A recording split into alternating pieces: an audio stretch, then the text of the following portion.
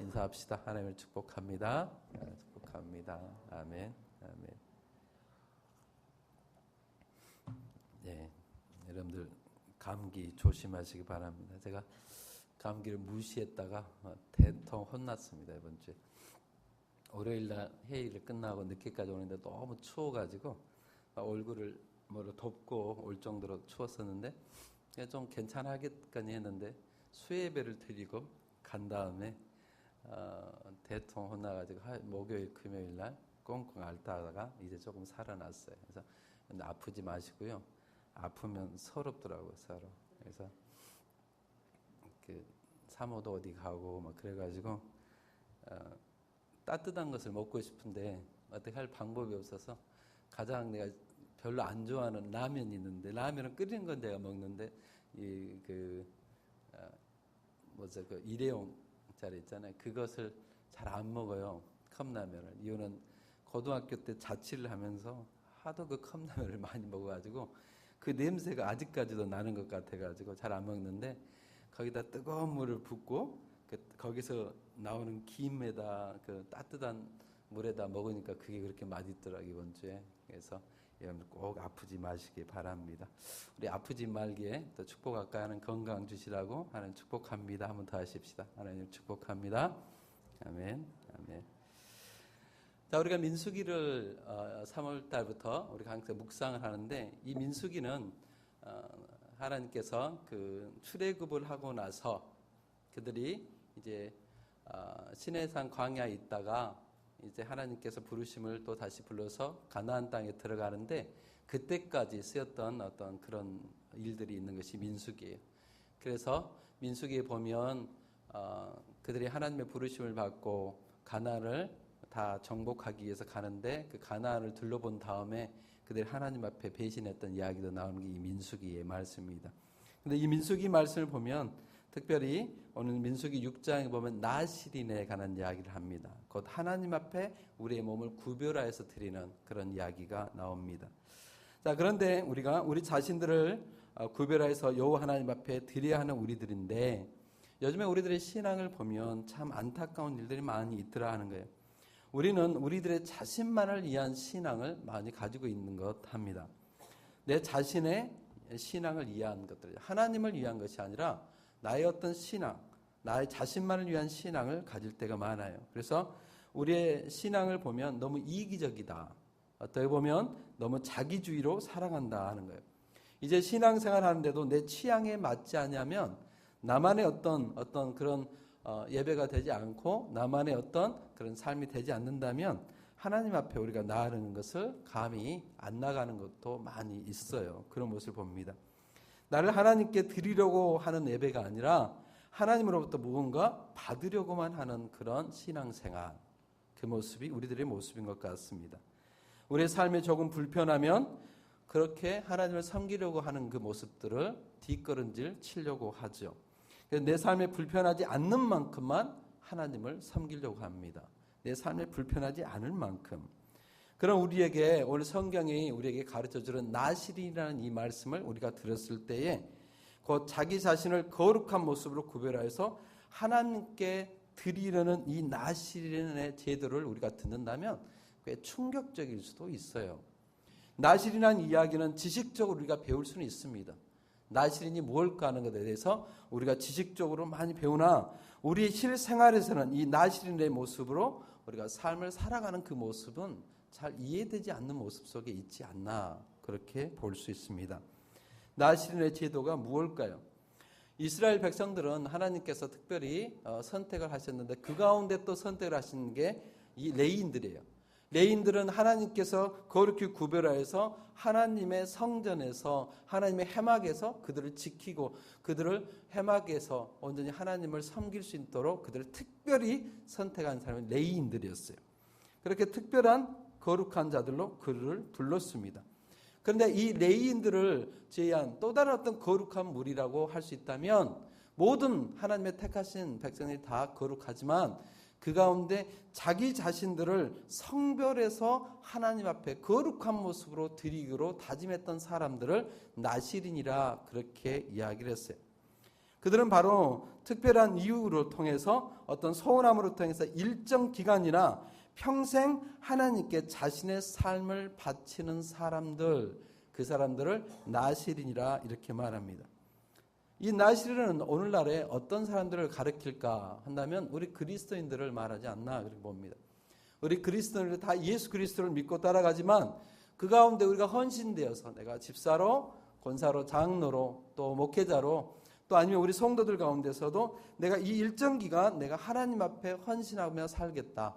내 평생을 하나님을 위해서 성실하게 내가 하나님을 섬기며 살겠다라고 다짐하는 사람들, 그 사람들을 어떻게 보면 나실인이라 곧 하나님 앞에 내 자신을 드리는 사람이라고 말할 수 있습니다. 오늘 성경을 보면 6장을 보면 나실에 대한 이야기를 나오는데 특별히 1절부터 8절을 보면 나실인들이 조심해야 될 이야기를 이야기합니다. 곧 자기 자신을 구별해서 주님 앞에 드리는데 부정한 것으로부터 내 자신을 보호해야 되는 이야기를 해야 돼. 한 말이 하고 계세요. 그 다음에 9절부터 보면 혹시나 나실인으로 하나님 앞에 드려졌다가 내 자신이 정결한 그 모습이 없어졌을 때 죄가 내 가슴에 들어왔을 때 다시 정결케 하는 그 이야기를 12절까지 이야기하고 있어요. 곧 나실인들. 이스라엘 백성들은요 다 선민이라고 그랬어요. 다 선민이라고 해서 그들을 다 선택하셨다고 그랬어요. 그래서 자기들은 선민의식을 가졌는데 이스라엘 백성들은 자기들만 하나님께서 구원하셨다라고 생각을 했어요. 근데 하나님께서는 그게 아니었죠. 그들만 구원한 것이 아니라 그들로 통하여서 온 세상을 구원하시기를 원하신 것이 하나님의 뜻이었어요. 그런데 그렇게 선민의식을 그들이 가지고 살면서 하나님께서 무엇을 원하시고 하나님께서 어떤 삶을 원하신지를 그들이 알고 하나님 앞에 오늘 드려져야 되는데 그러지 못했단 말이에요. 곧 우리들이 오늘 말씀을 보면서 하나님께서 나신이로 불러주신 것, 우리가 하나님의 뜻대로 살아가기를 원하신 그들에게는 하나님께서 요구하는 것은 헌신적인 신앙의 삶을 살라 그러시는 거예요. 그래서 나실인으로 있는 그 모습을 우리가 성경에 보면 크게 보면 우리가 사사기 13장 이후 보면 삼손이라는 사람이 나오잖아요. 삼손이 나실인으로서 살아갑니다. 또 하나 나실인으로서 살아간 사람은 사무엘이 나실인으로서 살아갔어요. 사무엘이라는 사람은 우리가 보기에 선지자고 또 제사장이고 사사로만 우리가 생각하는데 그는 하나님 앞에 나실인으로 어머니가 드렸던 사람이에요. 사무엘상 1장 11절에 그 어머니 한나가 이렇게 하나님 앞에 기도합니다.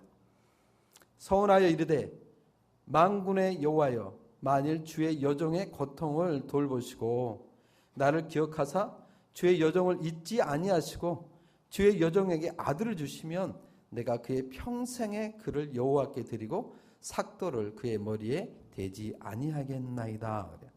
우리도 이처럼 그리스도인이라고 한다면 우리가 하나님께서 부르셨고 우리가 하나님 앞에 그리스도인으로서 주님을 따르겠다고 소원한다면 우리 또한 하나님 앞에 내 자신을 드리며 살아가야 하는 것이 옳다라고 합니다. 자, 오늘 이 말씀을 통해서 한 두세 가지 우리가 함께 보러 갑니다. 자, 나실인은 하나님 앞에 내 자신을 구별해서 성별해서 주님 앞에 드린 사람들, 그들을 나실이라고 말하고 있습니다. 근데 이 나실인은 어떤 지파 사람이 될 수 있을까요? 하는 거예요. 예. 제사장으로서는 레위 지파, 특별히 아론의 자손들이 될 수 있어요. 근데 그러면은 나실인은 누가 될 수 있느냐 하는 거예요. 나실인은 어느 지파에 속한 것이 하나님의 조건이 아니라는 거예요. 모든 사람들에게 오픈되어 있었어요. 모든 사람들이 하나님 앞에 나 자신을 헌신하여서 하나님 앞에 드리겠다라고 결심하는 모두에게 다 오픈이 됐어요. 그래서 모두가 나실인이 될 수 있었어요. 어느 누구나 나실로서 자신을 성별하여 하나님께 드리겠다고 소원할 수 있었다 하는 거예요. 곧 하나님 앞에 내 자신을 드릴 수 있는 것은 차별이 없어요. 누구만 된다는 것도 없어요. 모든 사람들이 하나님의 그 부르심을 받은 그 사람들이 하나님께서 원하시는 그것에 내 자신을 드리는 어느 누구나 다 하나님의 사람으로 나신으로 하나님 앞에 내 자신을 드리면서 살 수 있게 된다는 거예요. 모든 사람들에게 레인처럼 주님을 향한 온전한 헌신한 기회를 다 주셨다는 거예요. 나는 어떤 사람이니까 나는 이렇게 살았으니까 그런 것을 주님께서 보지 않으신다는 거예요. 예수를 믿는 우리 모두에게 하나님께서 우리의 시간과 물질과 우리의 재능 우리가 가지고 있는 어떤 것을 통해서라도 하나님 앞에, 어떤 사람은 짧은 기간이라 어떤 사람은 평생 동안 하나님 앞에 그런 삶을 살아갈 수 있도록 모두에게 열어놓으셨다는 거예요. 여러분들에게도 차별이 없어요. 여러분들도 모두가 하나님이 여러분들에게 다 기회를 주셨어요. 하나님의 사람으로 살 수 있는 기회를 여러분들에게 다 주셨다 하는 거예요. 그렇기 때문에 우리는 모든 그리스도인들은 영적인 나실인, 영적으로 하나님 앞에 내 자신을 드리겠다고 나아갈 수 있는 부름받은 자들이라 하는 것입니다. 자, 우리는 나실인으로서 하나님 앞에 살아가는데 그러면 어떻게 살아갈까? 어떻게 하면 나실인으로서 하나님의 그 일을 소원할 수 있을까 하는 거예요. 어떤 그 나실인들을 보면은 하나님께서 자기를 부르신 걸 알고 내가 하나님 앞에 드리겠다 하고 소원하는데 어떤 사람은 어떤 일정 기간을 정해서 드린 사람도 있어요. 또 어떤 사람들은 일생을 들여서 하는 사람들도 있어요. 또 보면 목회자들이나 또 그런 사람들, 선교사님들 보면은 일생 동안 하나님 앞에 내 삶을 드리겠다고 하는 그런 사람이 아닐까 그래요. 그러니까 여러분들에게도 하나님께서 똑같은 그런 부르심을 여러분에게 주셨다는 거예요. 자, 그러면 우리 어떻게 하는 것이 영적으로 하나님 앞에 내 삶을 드릴 수 있을까? 한번 고민해 보셨으면 좋겠어요. 우리가 나실인으로 드린다는 것은 어떤 거룩한 어떤 그런 다른 어떤 사람들만 짐 엘리엇이나 그런 사람들만 사는 게 아니에요.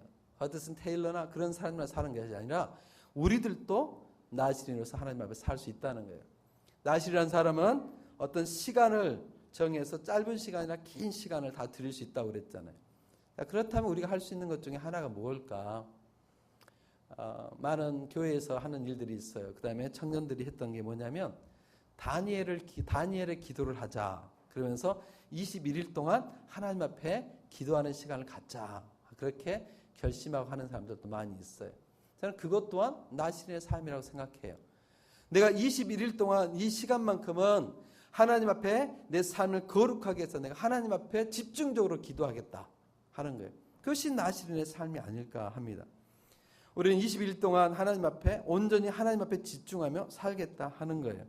또 다른 사람들 보면은 어떤 사람은 이번에 그래요. 목사님 내가 성경 공부에 올인하겠습니다. 그래서 성경 공부 읽기표도 지금 시작하게 됐고 또 어떤 분은 수요일 날도 성경 공부하고 또 다른 날 또 하나 택해서 성경 공부를 해요. 두 번, 세 번씩 성경 공부를 하는 분도 계세요. 올 한 해는 내가 하나님의 말씀을 내가 깊이 알고 싶습니다. 나는 그런 시간을 드리는 거예요. 그것이 하나님 앞에 드리는 나신으로서 하나님 앞에 내 모습을 드리는 거예요. 어떤 분은 선교에 대한 피딩, 거기에 대해서 마음을 가진 분도 계셔요. 이번 주에 우리 최영석 지사님이 저번 주인가 나에게 이제 피딩을 갔다 오신 사진을 보내주셨어. 제가 그래서 성경 공부를 끝나고 갔더만 피딩이 다 끝났더라고. 가갖고 끝날 때만 저는 보고 다를 못 봤어요. 그래서 우리 지사님이 보라고 사진을 보냈는데 80몇 장을 보내주셨어요. 그래서 지사님 그만 보내줘도 된다고 그랬는데 그 사진을 보면서 나는 참 기쁘더라고요. 지사님이 사진 하나하나 다 찍어놨는데 거기에서 일하시는 분들, YM이나 또 우리 지사님, 권사님들 일하시는 모습도 하나씩 보는데 참 이분들이 무엇이간데 이렇게 헌신하면서 이토록 열심히 하나님을 섬길까. 그 불빛에서 그 불이 막 뜨겁게 올라오는 곳에서 막 쿡하는 모습들, 그 다음에 그들에게 밥을 떠서 나눠주는 모습들, 그 하나하나를 보면서 그들이 하나님 앞에 올 한 해 동안 나는 나실이로서 하나님 앞에 이것을 드리겠습니다 하면서 가는 거예요. 또 우리 청년들 보면은 나실이로서 자기들이 주일학교 아이들을 섬기겠다고 하는 것들, 그런 모습들이 다 하나님 앞에 드리는 거예요. 또 이번에 우리가 보았지만 YM 그 청년들이 와서 20대 다 청년들이란 말이에요. 그들이 6개월 동안 자기들이 거기를 헌신하면서 그곳에서 훈련을 받고 이곳에 왔어요. 근데 그 가운데 어떤 자매가 그래요. 자기 통장에 2,500원인가 남았대. 2,500원. 그렇게 인재가 다 그것을 모아가지고 거기에 자기 돈을 모아서 거기다 훈련받고 필리핀에 와서 헌신하기 위해서 자기 돈을 다 거기에다 넣은 거예요. 넣고 이제 나머지가 2,500원입니다. 이제 한국 가서 다시 일하면서 해야 됩니다. 그런데 그 YM 그들이 6개월 동안 그렇게 자기는 인생을 드리는 거예요. 하나님 앞에. 그게 아름답지 않아요? 제가 미국에서 코스타를 하면서 보면 거기에 공부하러 왔던 사람들이요, 코스타에 한 1,500명씩 넘게 모이는데 마지막 날 꼭 이동호 목사님이나 오카노 목사님 그때 오셨을 때 그분들이 헌신을 시켜요. 여러분들 가운데 학교를 끝나고 나서 단기 선교 갈 사람 다 일어나시라고 막 그래요. 그러면 거기 1,500명, 2,000명 모였던 그들에서 몇백 명이 일어나요. 그래서 그들이 1년, 2년 동안 그들이 다 공부를 마치고 저기 중국에 가서 과기대에 가서 거기서 헌신하는 사람들도 있고 또 선교사로 가서 헌신하는 사람들도 있더라는 거예요. 그러나 우리는 어떻게 살까 하는 거예요. 우리들도 하나님 앞에 내 자신을 드리는 거예요. 여러분들 가운데서도 우리 권사님들, 장로님들 가끔씩 선교여행을 가는데 여러분들도 함께 가세요. 하나님 앞에 드리는 거예요. 하나님 앞에 드리는 그것이 거룩하게 나 자신을 구별하여서 드리는 거예요. 이번에 여기 한국에서 아는 우리 사모 후배되는 집사 가정이 한번 왔어요. 여기를 선교하러 왔더라고요. 근데 그 친구가 어떤 사람이었냐면 한국에서 신앙생활 하다가 그 회사에서 공장장으로 중국을 보냈었어요. 중국에서 공장장으로 몇 년을 일하다가 한국에 들어가서 이제 자기 개인 사업을 하는데 그때 중국 교회를 본 거예요. 한국에 있는 중국에 있는 한인교회도 보고 중국에 있는 사람들을 보았어요. 그리고 그 마음이 그때 열렸는지 이제 자기 부부가 헌신하여서 이곳에 선교하러 왔더라고요. 이번에 YM 친구들이 다 끝나고 나서 제 사무실에 모여서 피드백을 했습니다. 피드백을 하는데 이 청년들이 20대 청년들이 자기들이 이곳에서 6주 동안 우리 교회를 섬기고 또 다른 데를 섬겨서 한 2달 반 동안 해서 섬겼는데 그들이 마지막에 가는 길에 피드백을 하면서 그들이 무슨 말을 하냐면요. 자기들 청년들 20대에 하나님 앞에 드렸던 것이 얼마나 은혜가 되는지 모르겠다는 거예요. 그 중에 하나 인도네시아에서 왔던 친구가 영어가 가장 안 되는 친구더라고요. 근데 그 친구가 마지막에 간증을 했어요. 자기가 예수 믿는 것에 대해서. 그리고 나서 거기 왔던 어떤 10대 아이 여자에게 복음을 전했어요. 예수를 믿어보지 않겠니? 나도 예수를 이렇게 해서 믿었다고 했어요. 그랬는데 그 아이가 그러더라는 거예요. 그 아이가 미술을 배우러 왔던 그 아이가 너가 나에게 처음으로 예수님에 대해서 이야기해 줬던 사람이야. 그러더라는 거예요. 너가 처음으로 나에게 예수님에 대한 이야기를. 우리는 생각하기에 다 예수에 대해서 듣는 줄 알았는데 아니더라는 거예요. 그래서 그 인도네시아 그 자매가 엉엉 우는 거예요. 눈물을 설쳐 쏟으면서 하나님께서 영어도 가장 못한 자기를 들어서서 말씀을 전하게 하고 그걸로 통해서 어느 누군가에게 복음을 전해서 예수 믿자고 했는데 그 아이가 내가 너에게 처음으로 복음을 들어봤어 라는 그 이야기를 하는 것을 보면서 자기를 왜 하나님께서 이곳에 보내셨는지를 하면서 얘가 눈물을 한참 흘리고 가는 거예요. 또 하나 캐나다에서 왔던 그 자매는 그래요. 우리 집을 수요일마다 왔어요. 와가지고 우리 아이들을 만나게 하면서 우리가 이제 밥을 해서 그들을 몇 명을 먹였어요. 수요일마다 와서. 그랬더만 이 자매는 아버지가 목사님이셨는데 목사님이 지금 다른 일을 하시면서 목사님을 못하고 계시다는 거예요. 그런데 이 자매가 엉엉 우는 거예요. 그러면서 내가 여기도 와서 그 마음을 회복하고 가는 그 모습들, 그걸 이야기를 하는 거예요. 청년들에게 자기들이 뭔가를 나눠준 것 같고 어린애에게 나눠준 것 같은데 오히려 내 마음이 너무 행복하게 간다고 하면서 그들이 눈물을 적시며 가는 모습을 봅니다. 자기들은요 통장에 돈이 이제 한 푼도 없어요. 가서 벌어야 되는 상황이에요. 그리고 여기 와서 고생하다 갔어요. 자기들 처음으로 그렇게 유럽에서 미국에서 그 노르웨이에서 최고의 부유한 나라에 살다가 필리핀의 어떤 교회에서 자기들이 너무 놀랐던 것은 쥐들이 왔다 갔다 하고 그 다음에 거기에 있는 그 벌레들이 그 뭐죠? 여기 바퀴벌레들이 그 옆에 살 때 너무너무 깜짝깜짝 놀리고 정말 그걸로 무엇보다도 무서웠다 했던 그들이 다시 오고 싶다 그래요. 다시 오고 싶다. 왜 그럴까요? 그들은 자기들을 헌신할 때 오히려 그곳에서 기쁨을 누렸다는 거예요. 우리가 보기에는 고생할 것 같고 다시는 안 갈 것 같고 그런데 오히려 그들이 고백하면서 눈물을 흘리면서 가는 이것은 우리가 아무것도 아닌 존재가 와서 내 자신을 하나님 앞에 헌신하고 드릴 때 오히려 우리 마음속에 그런 벅찬 기쁨이 남아있더라 하는 거예요. 사랑하는 성도 여러분들, 주님께서는요, YM 그 자매들에게만 기회 주신 거 아닙니다. 우리 모두에게 주신 거예요. 우리 모두들이 하나님의 부르심을 받고 우리 자신을 헌신한다면 거기에 그 기쁨을 누릴 수 있다는 거예요. 하나님께서 여러분들에게 부르심을 주신 줄로 믿으시기 바랍니다. 두 번째는 하나님께서 부르심을 받았던 이들에게 하나님께서 오히려 그래 잘했다. 너희들 나신으로 주는 것이 하나님 앞에 헌신하고 주는 것이 정말 잘했다. 복된 자들이라 라고 축복하시는 것으로 끝날 것 같은데 오히려 하나님은 그들에게 더 강한 걸 요구하시더라고요. 하나님께서 오히려 그들에게 나신으로 하나님 앞에 드리는 그들에게 엄격한 규례를 오히려 하나님께서는 요구하시는 거예요.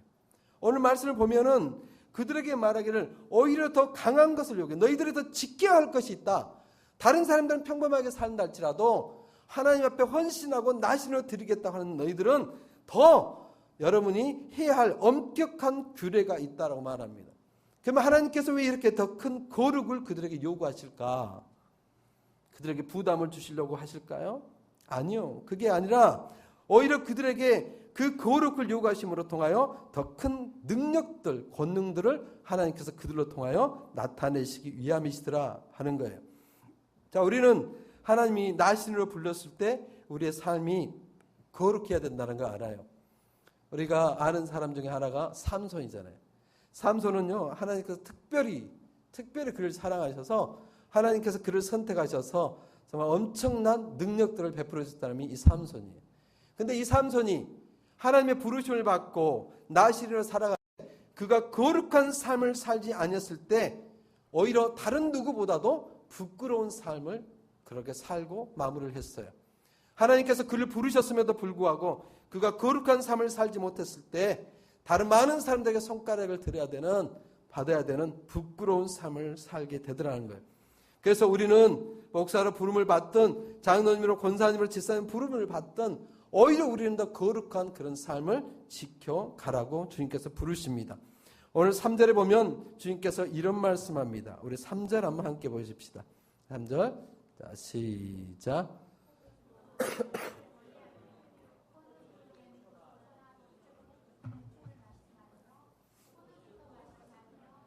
포도나 건포도도 먹지 말지. 4절도 보십시다. 자기 몸을 구별하는 모든 날 동안에는 포도나무 솟아는 씨나 껍질이라도 먹지 말지니 그래요. 뭐냐면 포도주를 먹지 말랍니다. 독주도 멀리하라고 말합니다. 사실 술이라는 것은 인간의 육체의 쾌락을 추구하며 살기 위해서 우리가 만들었던 것이 어떻게 보면 술이라 그렇게 말할 수 있어요. 술은 우리 인간의 이성과 양심을 마비시키는 경향이 있죠. 그러니까 그것을 하지 말라는 겁니다. 그런데 여기서 술만 말하는 건 아니에요. 어떻게 보면 술이란 것은 대표적으로 하나님보다 자기들이 어떤 삶을 더 즐기려고 하는 것들, 그것을 대표적으로 이야기하는 거예요. 그 우리들이 이 땅에 살면서 인생에 있어서 하나님보다 더 사랑할 만한 것들, 그것들을 있다면 하나님을 온전하게 섬길 수 없다는 거예요. 그렇기 때문에 그것들을 내려놓으라는 거예요. 어떤 사람은 술이 될 수 있고 어떤 사람들은요 식욕이 될 수도 있어요. 어떤 사람은 성욕이 될 수도 있고 어떤 사람은 재물욕이나 명예욕이 될 수 있어요. 곧 하나님을 더 사랑하는 그것을 막아버리는 것들을 내려놓으라는 거예요. 그것들을 내려놓으라는 거예요.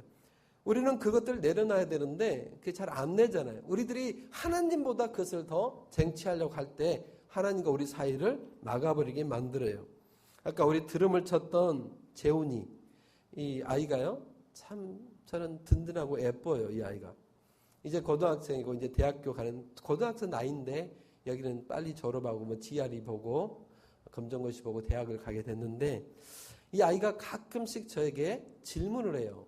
그러니까 문자를 보내서 물어봐요. 목사님 제가 이게 궁금해요 하고 물어봐요. 근데 지난주에 또 문자가 나에게 왔어요. 목사님 내가 하나 궁금한 게 있는데 목사님 금식 기도가 왜 그만큼 능력이 있습니까? 예수 그리스도께서 금식하셨다고 했는데 그것이 어떤 겁니까? 라고 물어봤어요. 제가 그에게 답을 해줬어요. 금식 기도가 능력이 있는 거 여러 가지 이야기도 할 수 있겠지.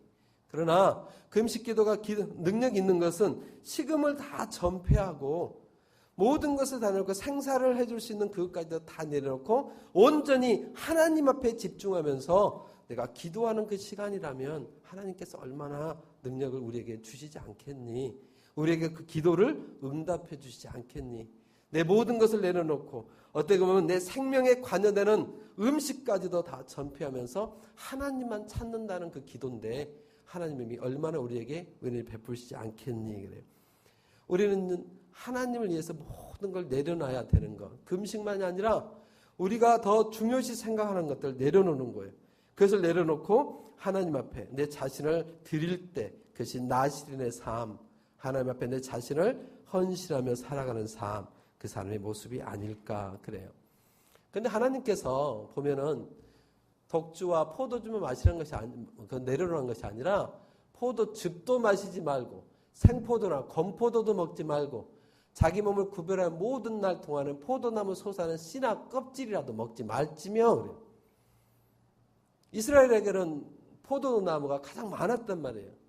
그렇기 때문에 포도라는 것들은 그들에게 가장 삶 속에서 가장 가까이 있었던 것들이에요. 가장 함께 생활했던 거예요. 우리가 뭐 쌀을 항상 먹듯이 그런 것처럼 그들이 가장 가까이 있었던 게 포도였는데 그것을 내려놓는 거예요. 어떨 때 내가 하나님 앞에 헌신하겠다라고 생각하고 드려지는 그 시간에는 그러라 하는 거예요. 자, 우리에게는 포도가 아닐 수 있겠죠? 다른 것일 수 있어요. 내 일상생활에서 가장 가까이 있는 것들, 내 일상생활에서 가장 항상 나와 함께 있었던 일들, 내 일상의 삶에 있던 그것들 가운데 하나님 앞에 드리라는 거예요. 드리라는 거. 뭘 드릴 수 있을까요? 일상 삶 속에서. 각자는 다 다를 수 있겠죠. 제가 아는 한 분 목사님이 계시는데 이 목사님은 커피를 너무너무 좋아했어요. 여기 우리 필리핀에 있는 목사님들도 요즘 커피 붐이 들어가지고요. 그분들이 뭐 커피를 어떻게 제조하고 막 하는 것을 배우시고 그래요. 지난주엔가도 저기 그 주빛교회에서 아마 그거 하셨을 거예요. 자, 그런데 저는 뭐 커피 맛을 아직 잘 구별 못해. 뭐 커피는 세 맛이 나와야 된다고 그래요. 뭐라더라? 뭐 쓴맛, 신맛, 단맛이 나와야 된다고 그래요. 그래서 거기 나온다는데 어떤 분이 해주는데 그냥 쓰기만 하더라고. 쓰기만. 커피 맛을 모르니까 그래요. 근데 그 씻고 씹으면 거의 신맛이 나고 거의 또 단맛이 나온다 그래요. 자, 그런데 어떤 목사님 한 분은 정말 커피를 좋아하셔요. 그래서 모든 일을 시작하기 전에 커피를 마셔야만 해요. 한국에서 저와 함께 목회했던 목사님 한 분이. 그래서 아침에 커피를 마셔야지 운동을 가요. 우리 배드민턴을 좀 배우고 했는데 운동을 가고 커피를 마셔야지 어떤 사역을 하러 가고 커피를 해야 돼. 그러면 그냥 커피가 없으면 자기가 일어나지 않는 것 같다고 그러더라고요. 자기 말로 깨어나지 않는 것 같다는 느낌을 든다 그래요. 그래서 커피를 이렇게 마신다 그래요. 자, 그런데 커피를 보니까 스타벅스 같은 데 보는데 커피가 상당히 비싸더라고. 특별히 지난 11월인가 12월 달, 1월 달까지 그 스타벅스에서는 프로그램 하나 있었잖아요. 뭐냐면 커피 몇 잔을 마시면 다이어리를 하나씩 준다고. 그래서 열풍이 불었어요. 다들. 근데 우리 딸도 어디서 봐가지고 아빠 제발 그거 하나 자기도 받고 싶다는 거예요. 근데 사모나 나는 커피는 별로 안 좋아하니까 어떻게 커피를 마셔야지 그걸 하지. 그러니까 우리 목사님들 만나면 목사님들 커피 드시면 목사님들 드시고 나면 그 주라고 해가지고 다 붙여가지고 하나를 만들어 줬어요. 그것도 마지막 날까지 해가지고 줬어요. 자, 그런데 매일 커피를 먹는다 생각을 해보면 스타벅스를 계산해보니까 140, 막 170 막 그래요. 평균 한 150을 잡아보십시다. 우리가 한 잔씩 매일 마시면 150인데 그것이 한 달에 보니까 4,500페소가 되더라고요. 우리가 한 잔씩 먹는 것은 쉬워요. 그런데 그것을 내가 하나님 앞에 내 일상에 있는 아까 포도처럼 어떤 것들을 내가 하나님 앞에 이것을 드리겠다라고 한다면 4,500페소 이상씩 내가 하나님 앞에 성경금이나 어떤 걸 드린 것은 절대 쉽지는 않더라고요. 않아요. 하나님께서 요구하는 것은 나시는 우리가 드린다는 것은 내가 포도나 건포도나 어떤 것들을 항상 먹을 수 있는 것이지만 하나님 앞에 내 자신을 희생해 가면서 한번 해보라는 거예요. 하나님 앞에. 내가 항상 좋아하는 것들을 가지고 한번 해보라는 거예요. 제가 아는 후배 목사님의 사모가 전화기를 샀는데 이 전화기가 잘못 온 거예요. 잘못된 고장난 게 온 거예요. 그래서 전화를 쓰다가 전화가 안 돼가지고 2주 동안 전화를 못 사니까 답답해 미치시려고 그래. 그래서 페이스북에 올렸어. 미국에 있는 후배 목사는. 전화가 안 되니까 답답해 미치겠다는 거예요. 우리는 매일 쓰는 전화기예요. 매일 우리가 먹는 포도처럼 매일 우리가 했던 그런 전화기를 한 달만 끊고 성경 말씀을 보고 기도할 수 있겠느냐 하는 거예요. 하나님 앞에 우리 일상의 것을 하나님 앞에 드려보라는 거예요. 항상 만나는 친구를 조금 줄여서 내가 하나님을 만나는 시간을 가져보는 거예요. 하나님 앞에. 내가 항상 보는 드라마를 좀 내려놓고 성도 간에 교제를 하는 그 시간에 가져보는 거예요. 내 자신을 억제하면서 하나님 앞에 드려보라는 거예요. 나 신으로서 내가 그리스도인으로서 하나님 앞에 드린다 하는데 그냥 말로만 드리는 것이 아니라 내 자신을 희생해 가면서 하나님 앞에 조금 더 내 자신을 집중해 보는 것. 어린 청년이 그 음식에 관해서 묻고 싶은 그것처럼 하나님 내 자신의 식음을 전폐해 보면서 하나님 앞에 집중해 볼 수 있는 그 시간을 갖듯이 내가 항상 이걸 좋아하는 이것을만이라도 일주일 동안 내려놔 보고 싶습니다. 2주 동안 하나님을 위해서 내 자신을 드려보고 싶습니다 하는 것들, 그것들이 우리 그리스도인들이 하는 그런 삶 속에서 드려져야 하는 것이라 하는 그 말씀입니다. 그게 우리 그리스도인이 하나님 앞에 내가 헌신하고 그리스도를 따르겠다고 할 때 할 수 있는 거라는 거예요. 두 번째는 하나님께서 그 나실인들에게 금지한 것이 뭐냐면 머리에 칼을 대지 말라, 삭도하지 말라 그래. 삭도하지 말라. 그것은 삭도라는 것은 이 나실인들에게는 엄청 중요했어요. 7절에 보니까 이런 말을 하죠. 한번 7절 함께 보십시다. 자, 7절. 자, 시작.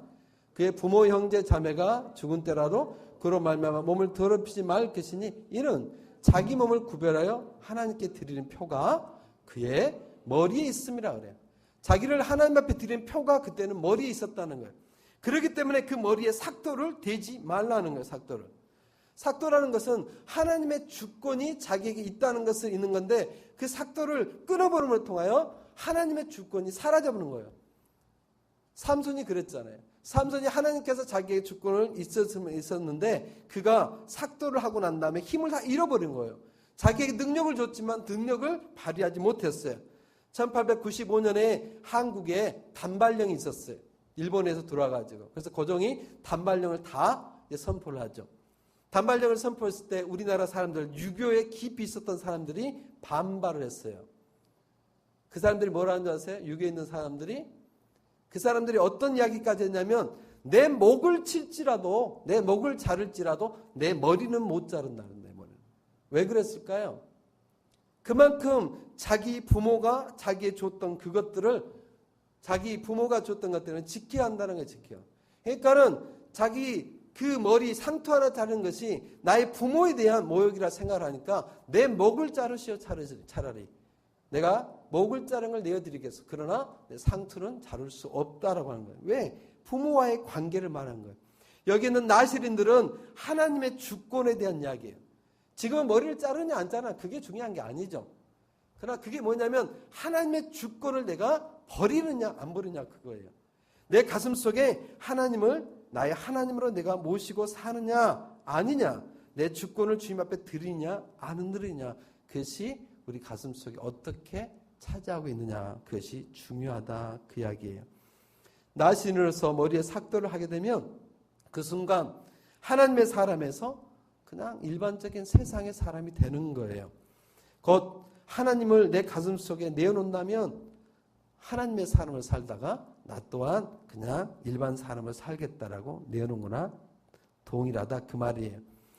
삼손이 그 모습을 했던 것처럼 삼손이 머리를 자르고 나서 그가 능력을 다 잃어버려요. 곧 하나님의 주권이 내 마음속에 없다면 우리는 다 그것을 내려놓을 수밖에 없어요. 하나님께서는요, 하나님의 주권을 우리가 가지고 살라 그래요. 출애굽기 13장 2절에 보면 하나님은 우리로 하여금 너의 첫 것들을 꼭 첫 것을 주님 앞에 드리라고 그래요. 왜 첫 것을 드리라 할까? 그냥 여러 개 중에 하나 드려도 되는데. 근데 주님께서 보면 가장 귀하고 소중한 것, 1년 동안 농사를 하면서 그토록 기다렸던 것들, 가장 소중한 것을 하나님 앞에 드려라 그러더라고요.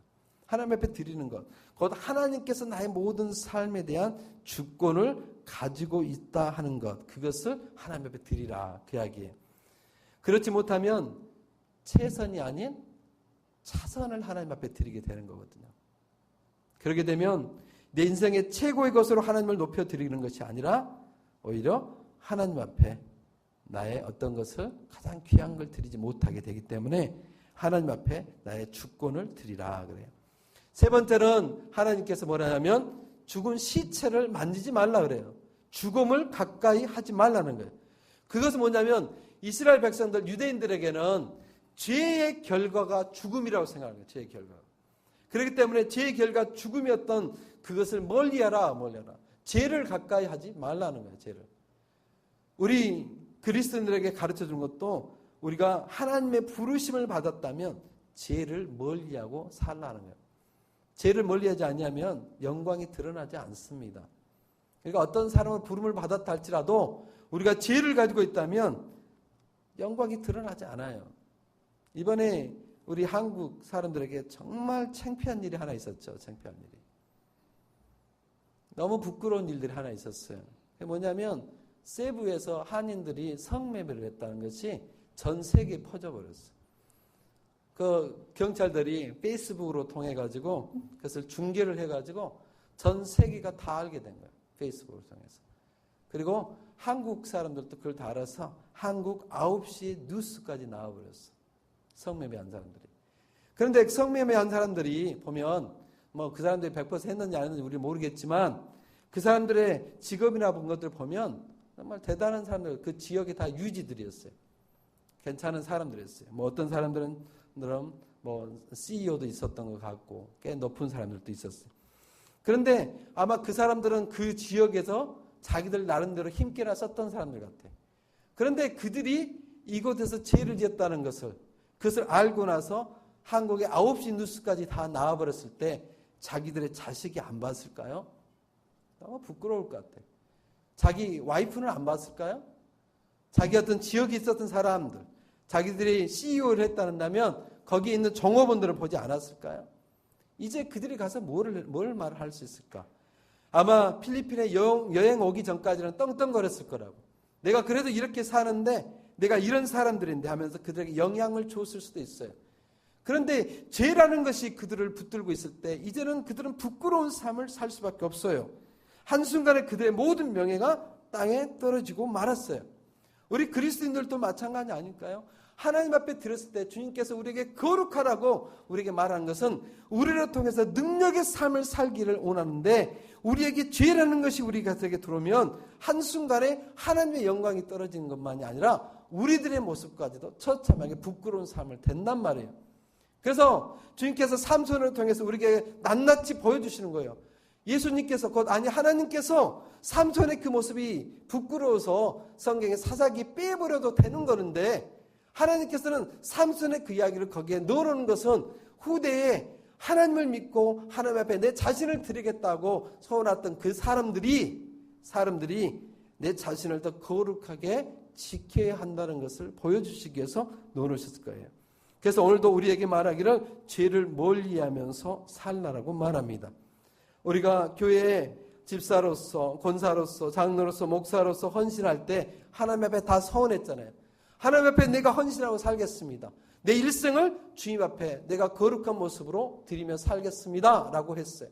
그렇다면 하나님께서 우리에게 요구하는 것은 거룩해라. 더 성실하고 참된 모습을 가지며 살라라고 합니다. 하나님께서 우리가 그렇게 살지 못한다면 그러나 하나님께서 버리시지는 않으시더라고. 그 의지를 보면 하나님께서 나시린으로서 실수해도 다시 회복할 수 있는 기회는 주세요. 그래서 실수했어도 머리를 밀고 7일 동안 정결 기간을 갖고 8일째 비둘기로 속죄제물과 번제제물을 드리고 순양으로 속건제를 드리면 다시 나시린으로 살아갈 수 있게 하셨어요. 그런데 하지만 말이에요. 그 전까지 서원하고 그 전까지 했던 모든 것이 무효가 되어버렸어요. 무효가. 나시린으로서 내가 1년 동안 서원했다 하면 9달 동안 다 드렸다 할지라도 거기에 죄를 짓고 나면 9달 동안 했던 그 모든 것이 무효가 됐어요. 그래서 다시 하나님 앞에 회개하고 돌이켜서 다시 서원한 그 기간을 지켜야 하더라고요. 성도 여러분들, 우리들이 주님 앞에 부르심을 받았다면 우리가 좀 더 하나님의 뜻 안에서 우리가 거룩하게 주님의 부르심대로 살아가는 여러분들이 되시기 축복합니다. 기도하겠습니다.